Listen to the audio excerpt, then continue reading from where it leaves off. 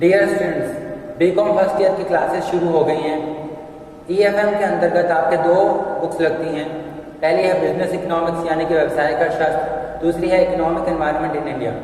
मैंने आपको एक ब्रीफ इंट्रोडक्शन दिया था पहले वीडियो के अंदर, जिसमें मैंने आपको बताया था आपको क्या पढ़ना है और नए सेमेस्टर में किन चीज़ों का आपको ध्यान रखना है। आप 12th क्लास से आए हैं फर्स्ट ईयर में, तो किन बातों को आपको दिमाग में रख के पढ़ना है। फिर मैंने आपको इकोनॉमिक एनवायरनमेंट्स की बुक स्टार्ट करवा दी थी, जिसके अंदर पहले दो पार्ट्स में मैंने आपको फर्स्ट चैप्टर के इंपॉर्टेंट इश्यूज बताए थे। मैंने आपको यह बताया कि इकोनॉमिक एनवायरनमेंट होता क्या है, बिजनेस एनवायरनमेंट के अंदर इकोनॉमिक एनवायरनमेंट और नॉन इकोनॉमिक एनवायरनमेंट आते हैं। इकोनॉमिक एनवायरनमेंट होता क्या है, वो कौन कौन से फैक्टर्स इकोनॉमिक और नॉन इकोनॉमिक एनवायरनमेंट को प्रभावित करते हैं। अब आगे हम ऐसे ही वीडियो बनाते रहेंगे, जिसके अंदर बिजनेस इकोनॉमिक्स की भी बुक शुरू करेंगे, जिसके बिजनेस इकोनॉमिक्स की वीडियो भी अपलोड करेंगे और इकोनॉमिक एनवायरनमेंट के भी वीडियोस अपलोड करेंगे। इकोनॉमिक एनवायरनमेंट की बुक के अंदर पहला चैप्टर यानी कि पहली यूनिट है, उसके अंदर आता है कि इकोनॉमिक एनवायरनमेंट होता क्या है, कौन कौन से फैक्टर्स होते हैं। उसके अंदर बिजनेस एनवायरनमेंट पढ़ते हैं, इकोनॉमिक एनवायरनमेंट पढ़ते हैं, इकोनॉमिक फैक्टर्स पढ़ते हैं, नॉन इकोनॉमिक फैक्टर्स पढ़ते हैं, इंपॉर्टेंस वगैरह पढ़ते हैं। ये मैंने आपको पहले ही वीडियो में बताया। अब उसके आगे की यूनिट्स में आपके सिलेबस के अकॉर्डिंग आता है economic planning, national income, saving and investment trends etcetera. पर ये कॉन्सेप्ट हम आगे पढ़ेंगे यानी कि बाद के वीडियोस में एक्सप्लोर करेंगे। उसका कारण ये है कि ये जो सारी चीज़ें आपके आ रही हैं ये थोड़ी सी कॉम्प्लेक्स हैं। इसमें बहुत सारी गणनाएं हैं, आंकड़ों का प्रयोग करना है और उनको समझने से पहले कुछ ऐसी चीज़ें हैं जो आपसे जुड़ी हैं, रोज़मर्रा के जीवन से जुड़ी हैं, जो आप पहले पढ़ चुके हैं, वो बातें हम पहले डिस्कस करें तो आपके लिए समझना ज़्यादा आसान होगा। देखिए, पढ़ना मुश्किल नहीं है, आपके पास बुक्स होती हैं, बुक से आप याद कर लेते हैं, एग्जाम दे जाते हैं। पर इस प्रकार पढ़ना ज़रूरी है कि वो हमारे काम आए। पहले साल में यानी कि बीकॉम में जो हम पढ़े फर्स्ट ईयर में, वो एमकॉम में भी काम आए, सेकंड ईयर थर्ड ईयर में, यानी कि पूरे लाइफ टाइम के लिए आपका काम आए, आपके कॉम्पिटिटिव एग्जाम में भी काम आए। और वो होने के लिए ज़रूरी है कि सब सिस्टम से पढ़ा जाए। आप क्या पढ़ रहे हैं, क्यों पढ़ रहे हैं, उसके अंदर क्या आता है, वो बहुत ज़रूरी है, वरना सारी एक्सरसाइज बेकार हो जाती है, एक रट्टेबाजी का काम बन जाता है। अब मैंने आपको ये बताया है कि इकोनॉमिक एनवायरनमेंट इंडिया बुक में क्या क्या आने वाला है। आज थोड़ा सा उसको और समझते हैं और फिर एक एक करके हम सारे टॉपिक्स कवर करने का प्रयास करेंगे। तो सबसे पहली चीज़ होती है कि हम क्या पढ़ रहे हैं, क्या हमारे बुक का कंटेंट है, क्या हमारी बुक की मेन थीम है। तो हमारे बुक की मेन थीम है इकोनॉमिक एनवायरनमेंट इन इंडिया।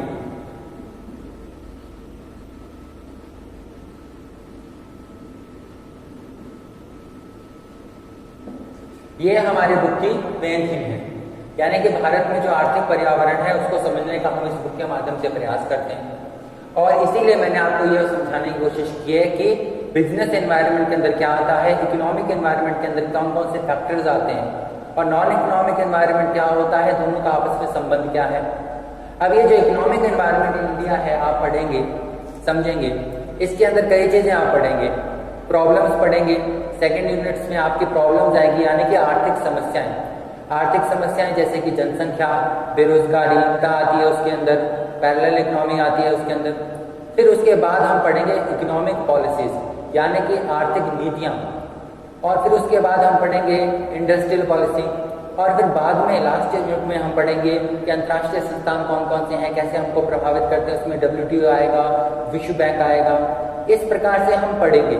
अब मैंने आपको कहा था कि पहले चैप्टर से सब जुड़ा हुआ है, तो पहले चैप्टर के अंदर मैंने आपको बताया कि कई सारे घटक होते हैं जो आर्थिक पर्यावरण को प्रभावित करते हैं, आर्थिक पर्यावरण का हिस्सा होते हैं।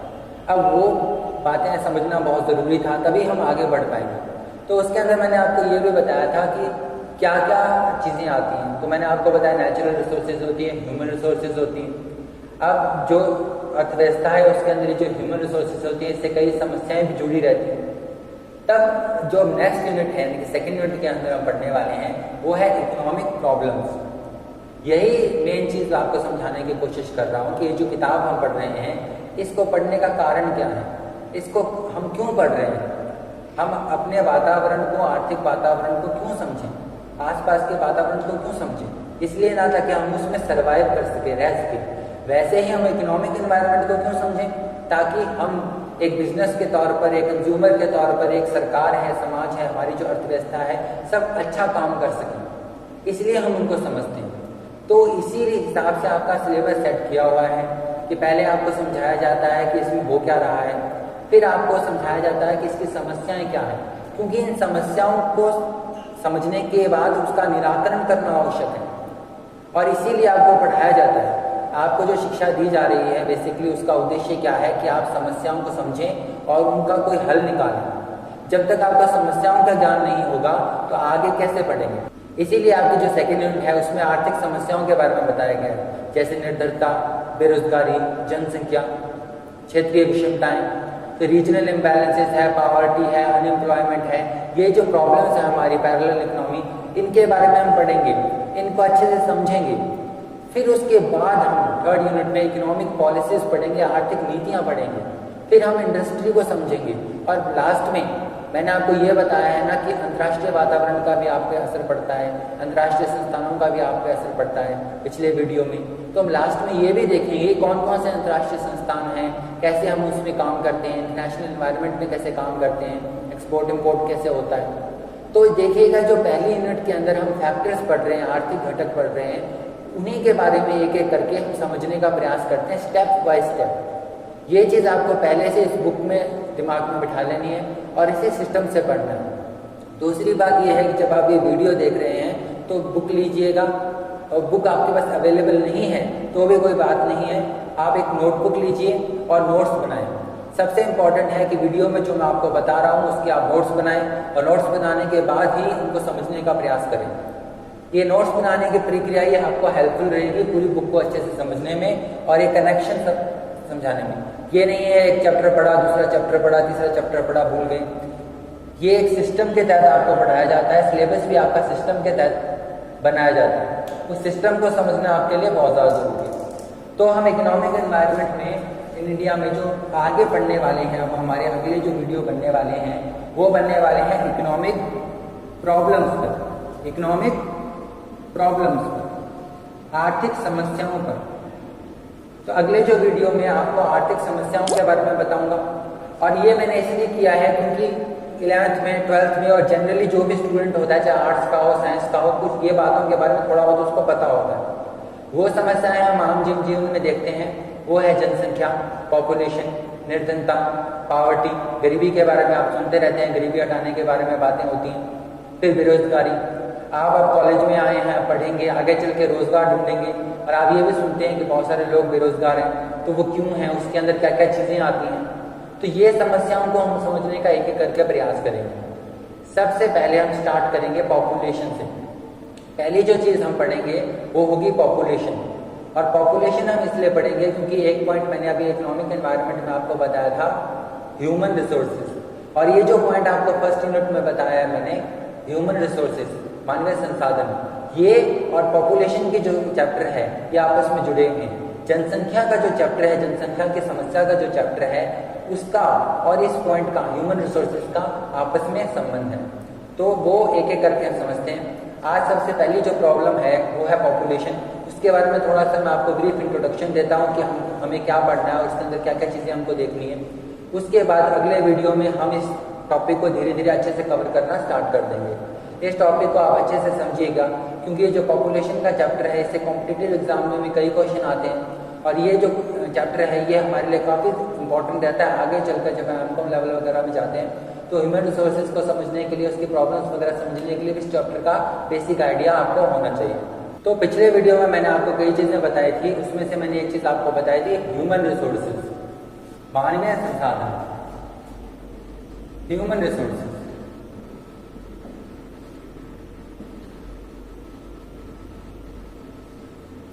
मैंने आपको बताया था ह्यूमन रिसोर्सेज। अब अगली जो प्रॉब्लम हम पढ़ने वाले हैं, जो पहली प्रॉब्लम आपको इंट्रोड्यूस करवा रहा हूँ इकोनॉमिक प्रॉब्लम्स में, आर्थिक समस्याओं में, वो है जनसंख्या, पॉपुलेशन। तो पॉपुलेशन से आपको इंट्रोड्यूस करवा रहा हूँ। ह्यूमन रिसोर्सेज के बारे में मैंने आपको पहले बताया। मैंने आपको बताया कि मानवीय संसाधन जो है बहुत इंपॉर्टेंट रहता है इकोनॉमिक फैक्टर के तौर पर, और आर्थिक समस्या के तौर पर ये पॉपुलेशन भी इंपॉर्टेंट रहता है। ओपनिंग कर रहे हैं उसमें कुछ बातें मैं आपको क्लियर करना चाहता हूँ चैप्टर स्टार्ट होने से पहले। जब भी पॉपुलेशन के बारे में आपको कहा जाता है तब आपके दिमाग में आता है समस्या। जिस तरीके से हमने मीडिया में देखा है, टीवी में देखा है, हम आम जनजीवन में बात करते हैं तो हमेशा जनसंख्या को क्या एक समस्या के तौर पे देखते हैं, पॉपुलेशन को एक प्रॉब्लम की तरह देखते हैं। 11th-12th में भी अगर आप किसी के पास इकोनॉमिक्स रही हो तो आपने पढ़ा होगा कि पॉपुलेशन इज द प्रॉब्लम, लेकिन बहुत कम लोग इसको दो तरीके से देखते हैं। पहला एक समस्या की तरह से और दूसरा एक वरदान की तरह से। ये एक मिक्स्ड ब्लेसिंग होती है, ये वरदान भी है और श्राप भी है, इसके कुछ फायदे भी हैं, कुछ नुकसान भी हैं। ये दोनों ही चीज़ें हमें इस चैप्टर में समझनी होगी और हमारा दृष्टिकोण भी वैसा ही होना चाहिए। जब हम पहले यहाँ पे पढ़ते हैं ह्यूमन रिसोर्सेज, इस पॉइंट के अंदर मैंने आपको ये बताया था कि जो लोग हैं, जो जनसंख्या है जो आपकी देश की, वो दो तरीके से काम करती है। पहला एक ह्यूमन रिसोर्स के तौर पर, संसाधन के तौर पर, और दूसरा बाजार के तौर पर, मार्केट के तौर पर। तो जब हम ये चैप्टर पढ़ेंगे पॉपुलेशन, तो हमको ये बात दिमाग में रखनी पड़ेगी कि हम जनसंख्या किसी समस्या के बारे में नहीं पढ़ रहे, वो समस्या क्यों बनी और उसका हल क्या है, उसके अंदर अच्छा क्या है, वो समस्या कैसे उत्पन्न हो गई और उसका निराकरण कैसे करेंगे, ये पढ़ने वाला है। तो चैप्टर स्टार्ट होने से पहले आपके माइंड में क्लैरिटी होनी चाहिए कि हम ये चैप्टर में क्या पढ़ने वाले हैं। तो पॉपुलेशन के चैप्टर में हम पढ़ेंगे कि पॉपुलेशन एक्चुअली कहते किसको हैं, किस तरीके से हम उसको मेजर करते हैं, पॉपुलेशन में सेंसस क्या होता है। 2011 में सेंसस हुआ था, 10 साल के बाद सेंसस होता है, उस सेंसस को समझेंगे। दूसरा मैंने एक वर्ड आपको यूज किया था, वो था डेमोग्राफिक्स। डेमोग्राफिक्स मैंने ये वर्ड आपको यूज किया था, डेमोग्राफिक्स। जब आप कॉमर्स के स्टूडेंट हैं तो ये डेमोग्राफिक्स वर्ड आपके लिए काफी काम आएगा। ये ज्योग्राफी के अंदर आती चीजें हैं, लेकिन डेमोग्राफिक्स हमारे लिए भी उतना ही इंपॉर्टेंट है, हमारे बिजनेस स्ट्रेटेजी के लिए इंपॉर्टेंट है, हम कैसे प्रॉब्लम्स को सॉल्व करेंगे उसके लिए इंपॉर्टेंट है। तो पहले ही मिनट में जो आपको मैंने बताया है इकोनॉमिक फैक्टर ह्यूमन रिसोर्सेज, उसी से जुड़ा हुआ है आपकी प्रॉब्लम पॉपुलेशन। और इसके अंदर हम क्या क्या देखते हैं, डेमोग्राफिक्स देखते हैं जो हमको सेंसस से पता चलता है। दूसरे तरीके से हम डेमोग्राफिक्स को समझने का प्रयास करते हैं।